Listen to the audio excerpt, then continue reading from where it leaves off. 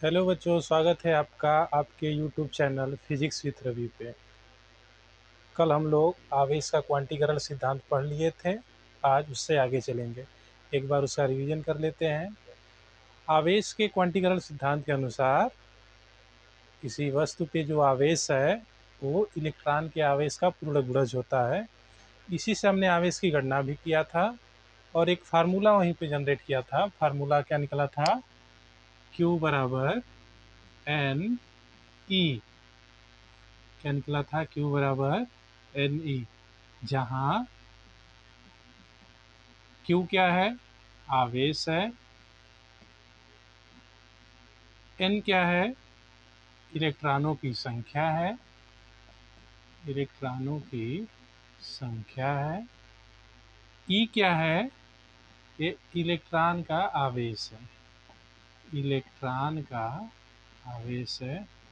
आपको पता होना चाहिए कि इलेक्ट्रॉन का आवेश होता है 1.6 गुणा 10⁻⁻⁹ कूलाम।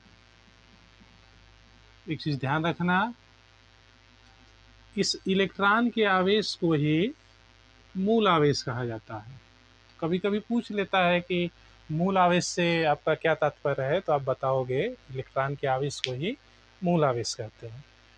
इस फार्मूले पे हम लोग एक दो न्यूमेरिकल कर लेंगे, उसके बाद आगे बढ़ेंगे।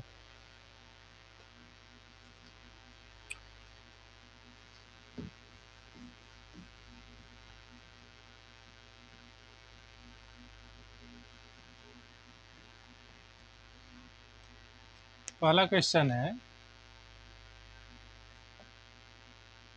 एक वस्तु पर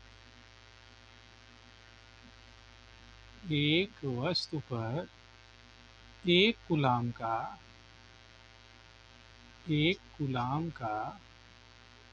ऋणावेश है।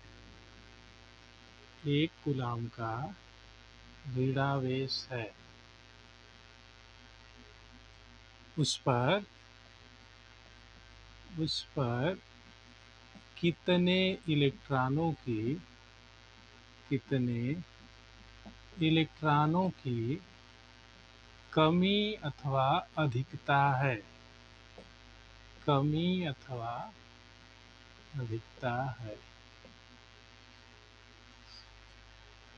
देखिए, न्यूमेरिकल्स के लिए आपको घबराना नहीं है। हम लोग ढेर सारा न्यूमेरिकल्स लगाएंगे। आपको कोई चिंता करने की आवश्यकता नहीं है। हम सिखा देंगे आपको न्यूमेरिकल्स लगाना। इसमें दो क्वेश्चन है कि कितने इलेक्ट्रॉन है और दूसरा ये पूछा है कि कमी है कि अधिकता है। सॉल्यूशन देखते हैं। देखिए, सबसे पहले दिया है कि वस्तु जो है उस पर कितने कूलाम का आवेश है। जो Q है, आवेश Q ये कितना है? 1 कूलाम। और 1 कूलाम का क्या है? ऋणावेश है। जब ऋणावेश होता है तो इलेक्ट्रॉनों की अधिकता होती है। तो हमें तो इसका जवाब मिल गया होगा कि जो वस्तु है उस पर इलेक्ट्रॉनों की अधिकता है। लास्ट में हम लोग लिख लेंगे इसे। फार्मूला लगाएंगे Q बराबर एन ई। हमें इलेक्ट्रॉनों की संख्या पता करना है, इसलिए N बराबर हो जाएगा Q/E। मान रख लेंगे हम लोग। Q का मान 1 और E इलेक्ट्रॉन का आवेश है, कितना होता है? 1.6 गुणा 10⁻⁻⁹। जब आप इसे सॉल्व करोगे, नीचे एक अंक पे दशमलव है, ये हो जाएगा 10/16 और इसको नीचे से ऊपर ले जाएंगे तो 10⁻⁻19। 10 में 16 का भाग देते हैं, या फिर चाहे तो काट भी सकते हैं, 2 से इसे भाग ही कर लेते हैं। 10 में 16 का भाग जाएगा नहीं, दशमलव लगाएंगे, 100 हो जाएगा। 16 छका 96, 4 बचेगा, दशमलव लगाए 40 हो जाएगा। और 40 में 16 का भाग 2 बार, 16 दूना 32। फिर 40 में से 32 घटेगा, 8 बचेगा। और दशमलव लगा है 80 हो जाएगा, तो 80 में 16 का भाग 5 बार, और ये 10⁻19। चूँकि ये इलेक्ट्रॉनों की संख्या है तो दशमलव हम लोग यहाँ से हटा लेंगे, और ये हो जाएगा 625 गुणा 10⁻19 इलेक्ट्रॉन। उस वस्तु पे इतने इलेक्ट्रॉनों की कमी होगी कि अधिकता होगी? अधिकता होगी, क्योंकि ये ऋणावेश है। इतने इलेक्ट्रॉनों की अधिकता होगी। समझ में आया होगा। अब हम लोग बढ़ते हैं दूसरे सवाल पे। नोट कर लीजिए इसे।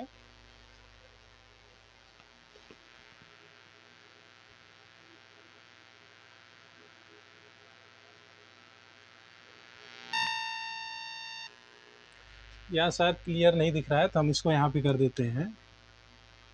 n बराबर 1/1.6 गुणा 10⁻⁻19। दशमलव एक अंक पे है तो उधर 10 हो जाएगा, इधर 16 और गुणा 10 की घात, नीचे से ऊपर गया तो प्लस का 19, और जब भाग देंगे तो 10 में जाएगा नहीं, दशमलव लगा देंगे 100 हो जाएगा। 16 छक्का 96, 4 बचेगा, 16 दूना 32, फिर 8 बचेगा, दशमलव लगा है तो 80 हो जाएगा। 16 पाँचे 80 गुणे 10 की घात 19। चूँकि ये इलेक्ट्रॉनों की संख्या इसलिए दशमलव हम लोग हटा देंगे। 3 अंक पे दशमलव है तो यहाँ से 3 कम हो जाएगा। ध्यान देना, यहाँ 16 रहेगा। तो ये हो जाएगा 625 गुणे 10 की घात 16 इलेक्ट्रॉन। चूँकि ऋणावेश है तो इतने इलेक्ट्रॉनों की होगी अधिकता। अधिकता। आइए दूसरा सवाल करते हैं।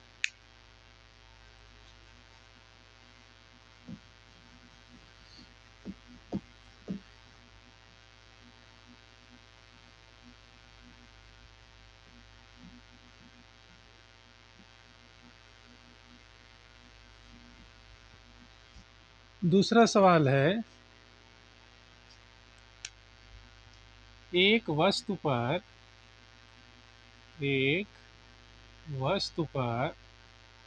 500 इलेक्ट्रॉनों की कमी है। 500 इलेक्ट्रॉनों की कमी है। वस्तु पर आवेश का मान तथा प्रकृति बताएं। आवेश का मान तथा प्रकृति बताएं। देख लेते हैं इसका भी सॉल्यूशन। अब की बार इलेक्ट्रॉनों की संख्या दिया है और इलेक्ट्रॉनों की संख्या को हम लोग लिखते हैं स्मॉल n से। तो n का मान दिया है, लिख लेते हैं इलेक्ट्रॉनों की संख्या। n का मान दिया है 500। ध्यान देना, इलेक्ट्रॉनों की कमी है तो जब कमी हो गई तो धन आवेश आएगा। इसे हम लोग पहले ही समझ जाएंगे। फार्मूला लगाते हैं। आवेश Q बराबर कितना होता है? NE रख देंगे। n का मान दिया है 500 गुणा E का मान 1.6 गुणा 10 की घात -19। हल कर देंगे। 16 पंजे 80, 2 जीरो और 1 अंक पे दशमलव लग जाएगा तो हो जाएगा 10 की घात -19। दो जीरो है, इसमें से 2 कम कर देगा तो हो जाएगा ये 8 गुणे 10 की घात -17। आवेश है तो इसका मात्रक हो जाएगा कूलाम। तो वस्तु पे 8 गुणे 10 की घात -17 कूलाम का कौन सा आवेश होगा? कमी है तो धन आवेश। कौन सा आवेश? धन आवेश। जो आप लोग चैनल को देखते तो हो लेकिन सब्सक्राइब नहीं करते, इसलिए ज़्यादा से ज़्यादा इसे सब्सक्राइब और शेयर करने का प्रयास करें। आइए हम लोग सीखते हैं कूलाम का नियम। कूलाम का नियम बहुत ही महत्वपूर्ण है। ये बोर्ड एग्जाम में कई बार पूछा जा चुका है, तो आप लोग इसे ध्यान से पढ़ेंगे। आइए देखते हैं।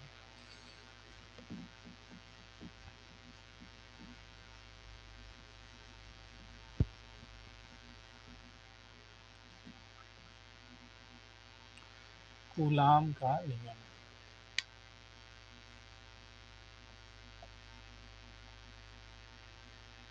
कूलाम का अंग्रेजी में COULOMB'(LAW)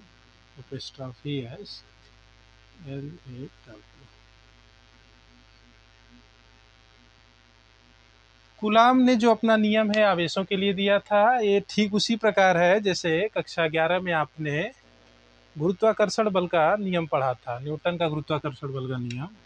तो गुरुत्वाकर्षण का नियम था वो दो द्रव्यमानों के लिए था, m1 और m2 के लिए, और ये जो कूलाम का नियम है दो आवेशों के लिए है। जैसे यहाँ द्रव्यमान के लिए है वैसे ही सेम टू सेम यहाँ आवेश के लिए है, थोड़ा सा डिफरेंस है, उसे हम लोग जान जाएंगे। कक्षा 11 में गुरुत्वाकर्षण का नियम क्या था कि दो द्रव्यमानों के बीच लगने वाला आकर्षण बल दोनों द्रव्यमानों के गुणनफल के अनुक्रमानुपाती, और यदि इनके बीच की दूरी r हो, इनके बीच की दूरी के वर्ग के व्युत्क्रमानुपाती। फिर इन दोनों को हम लोग मिला देते थे, यह प्रोपोर्शनल हो जाता था m1 m2 अपान r², और फिर प्रोपोर्शनल को हटा के हम लोग गुरुत्वाकर्षण नियतांक कैपिटल G रख लेते थे, तो हो जाता था F बराबर G m1 m2/r²। ठीक इसी प्रकार हम लोग कूलाम के नियम को सीखेंगे, सेम इसी प्रकार चलता है। आइए सबसे पहले कूलाम का नियम हम लोग जान लेते हैं, यहीं से रिलेट करके बता देते हैं। जैसे यहाँ दोनों द्रव्यमानों के गुणनफल के अनुक्रमानुपाती है, वैसे ही दोनों आवेशों के गुणनफल के यहाँ अनुक्रमानुपाती होगा। जैसे बीच की दूरी के वर्ग के व्युत्क्रमानुपाती है द्रव्यमान में, वैसे यहाँ पे भी बीच की दूरी के वर्ग के व्युत्क्रमानुपाती होगा। आइए देखते हैं।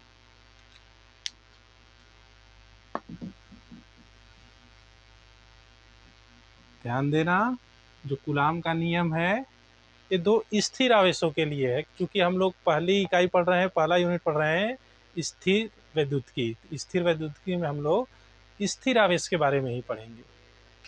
पहले नियम को हम लोग जान लेते हैं। कूलाम ने कहा था कि दो स्थिर आवेशों के मध्य लगने वाला वैद्युत बल, जिसकी प्रकृति आकर्षण और प्रतिकर्षण दोनों होगी, तो कूलाम के नियमानुसार दो स्थिर आवेशों के मध्य लगने वाला वैद्युत बल दोनों आवेशों की मात्राओं के गुणनफल के अनुक्रमानुपाती और उनके बीच की दूरी के वर्ग के व्युत्क्रमानुपाती होता है। आइए लिख लेते हैं। दो, ऐसे लिखते हैं कूलाम के नियमानुसार, कूलाम के नियमानुसार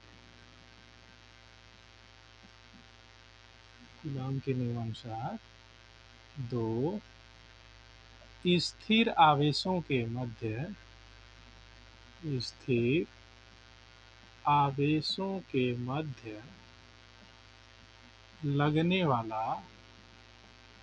लगने वाला वैद्युत बल दोनों आवेशों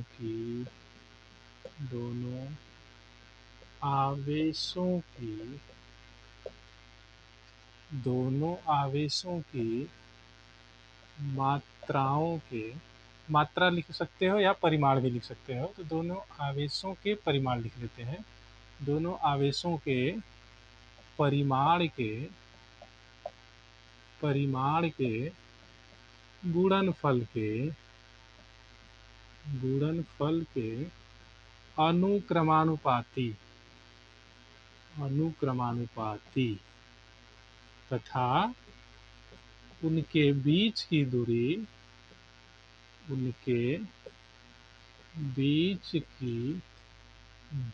के वर्ग के व्युत्क्रमानुपाती होता है। ध्यान देना, दो स्थिर आवेशों के मध्य है ये। हम लोग फिगर छोटा सा ड्रा कर लेते हैं। एक आवेश है Q1 और एक आवेश है Q2। इनके मध्य की जो दूरी है वो है स्मॉल r। तो कूलाम के नियमानुसार इनके और इस आवेश Q1 और Q2 के जो मध्य बल लगेगा वो कितना होगा? इनके मध्य लगने वाला जो वैद्युत बल है लिख लेंगे अर्थात वैद्युत बल F प्रोपोर्शनल होगा दोनों आवेशों के परिमाणों के गुणनफल के अनुक्रमानुपाती, यानी F प्रोपोर्शनल Q1 Q2 और बीच की दूरी के वर्ग के व्युत्क्रमानुपाती, यानी F प्रोपोर्शनल 1/r²। इन दोनों को हम लोग मिला देंगे, हो जाएगा F प्रोपोर्शनल Q1 Q2/r²। अब इस प्रोपोर्शनल का साइन हम लोग हटाएंगे, अनुक्रमानुपाती का साइन हटाएंगे, तो बीच में एक कांस्टेंट रखेंगे, हो जाएगा F बराबर 1/4πε0 Q1 Q2/r²। यही है कूलम्ब का नियम।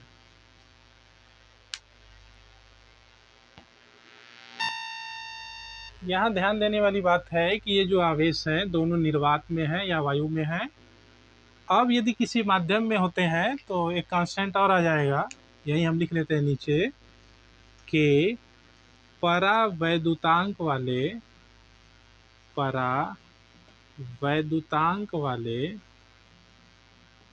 माध्यम के लिए जो वैद्युत बल है F बराबर हो जाएगा, वैद्युत बल F बराबर 1/4πε0 K Q1 Q2/r²। ध्यान देना, ये जो F है किसी न किसी माध्यम के लिए और ये वाला निर्वात या वायु के लिए। यहाँ से भी एक क्वेश्चन बनता है, अभी हम आगे बता देंगे। अभी आप इसे नोट कर लीजिए, स्क्रीनशॉट लेना है तो ले सकते हैं।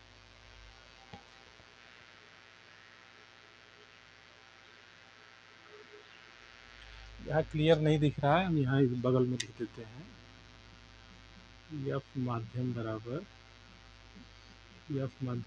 1/4πε0 K Q1 Q2/r²।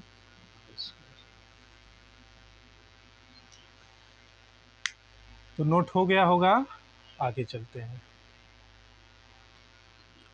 यहाँ से एक क्वेश्चन बनता है, इसे हम लोग सॉल्व कर लेंगे, जान लेंगे, मिटा रहे हैं।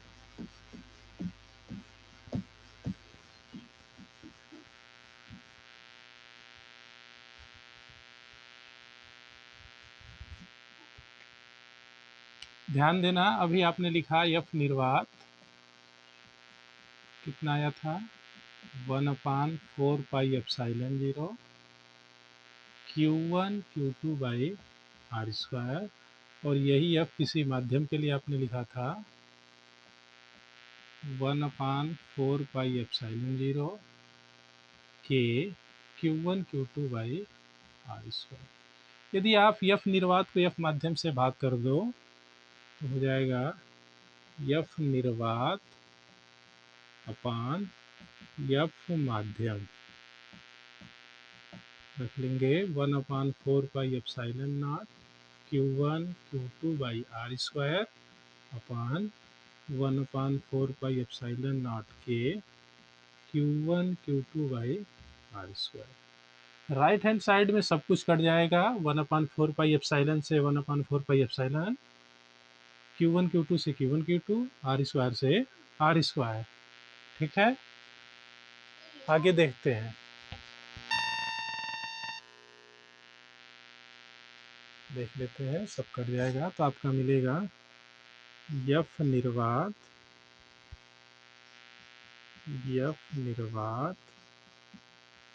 अपान F माध्यम बराबर, एक के नीचे से ऊपर चला जाएगा तो बराबर हो जाएगा K। ऐसे हम लोग लिख सकते हैं F निर्वात बराबर K इंटू F माध्यम। यहाँ से एक क्वेश्चन बोर्ड में आ चुका है, तो आप लोग इसे ध्यान में रखेंगे। K क्या है, जहाँ K क्या है, माध्यम का परावैद्युतांक, माध्यम का परावैद्युतांक। ठीक है, तो कूलाम का नियम यहीं पे ख़त्म हो जाता है। हम लोग बल की दिशा के लिए थोड़ा सा जान लेते हैं, मिटा रहे हैं। आप लोग साथ साथ नोट करते चलिए, है ना, या फिर वीडियो को रोक के आप नोट कर सकते हैं। परिणामी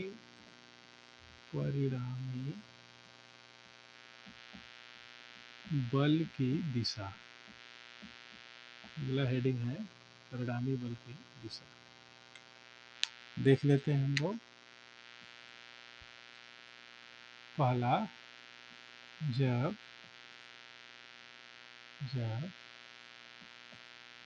दो बल विपरीत दिशा में हो, दो बल विपरीत दिशा में हो, जैसे एक आवेश है Q1 और एक आवेश है Q2, बीच की दूरी R है, तो ये वाला इस पे बल लगाएगा और ये वाला इस पे बल लगाएगा। इसके द्वारा इस पे लगने वाले बल की दिशा इधर होगी, ये F1 कर लेते हैं, और इसके द्वारा इस पे लगने वाले बल की दिशा इधर होगी, F2 हो गया। इनका जो परिणामी बल होगा, परिणामी बल जब दिशा विपरीत है तो हम लोग कर लेंगे F1 माइनस F2। ध्यान देना, यहाँ पे जो बल ज़्यादा होगा उससे कम वाले को हम लोग घटा लेंगे। F1 ज़्यादा होगा तो F2 घटा देंगे, F2 ज़्यादा होगा तो F1 को घटा देंगे। दूसरा,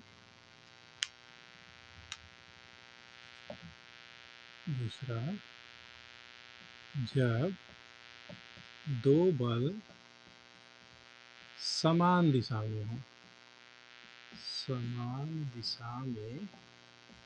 हो, इसके लिए क्या होगा बच्चों, ये इधर मान लीजिए प्लस Q1 है, इधर माइनस Q2 है, तो इसके द्वारा इस पे जो लगने वाला बल है हमेशा प्लस से माइनस की ओर होगा, तो इधर होगा F1,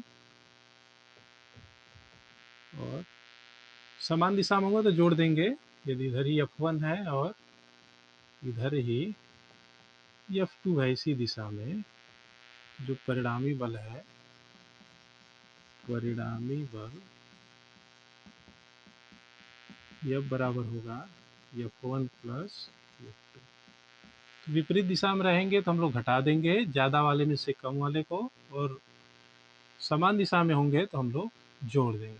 तीसरी कंडीशन ये भी हो सकती है कि जो दोनों बल हैं किसी कोण पर हों, दो बल किसी कोण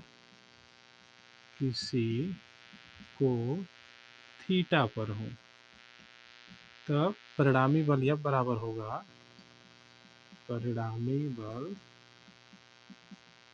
F बराबर होगा under root F1 square plus F2 square plus 2 F1 F2 cos theta. इसका भी फिगर बना लेते हैं हम लोग। मान लीजिए F1 है और इधर है F2 है। यहाँ परिणामी बल की दिशा जानने का मेन कारण एक ये है कि जब आप न्यूमेरिकल्स लगाओगे तो ऐसी कंडीशंस आएंगी, वहाँ पे जब समान दिशा में होगा तो हम लोग जोड़ लेंगे, विपरीत दिशा में होगा तो घटा लेंगे, और किसी कोण पर होगा तो किसी कोण वाला formula F1 square plus F2 square plus 2 F1 F2 cos theta की पावर 1/2 लगा लेंगे। ठीक है, आगे चलते हैं।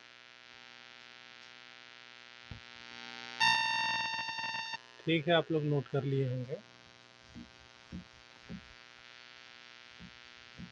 एक क्वेश्चन पूछता है 1 नंबर में कि परिणामी बल का मान अधिकतम कब होगा, उसे आप लोग नोट कर लेंगे, स्टार बना के नोट कर लेना। परिणामी बल का मान, परिणामी बल का मान तब अधिकतम होगा कब अधिकतम होगा जब दोनों आवेशों को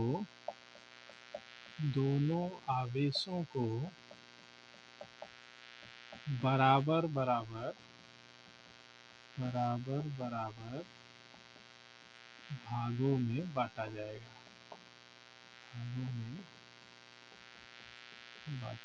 इसको हम लोग समझ लेते हैं। जैसे कोई आवेश इधर Q1 1 कूलाम का है और इधर ये 6 कूलाम का है, ये 7 कूलाम का ले लेते हैं, 7 कूलाम का है। तो इनके मध्य जो अधिकतम बल होगा जब दोनों को हम बराबर भागों में बांट देंगे, यानी 7 और 1 कितना हो जाएगा 8, 8 का आधा 4, यानी 4 कूलाम इधर कर लेंगे और 4 कूलाम इधर कर लेंगे। यहाँ से 1 नंबर का क्वेश्चन बना है, तो इसे आप लोग याद रखेंगे। एक चीज़ और आप स्टार बना के नोट कर लेंगे, वैद्युत बल के सूत्र में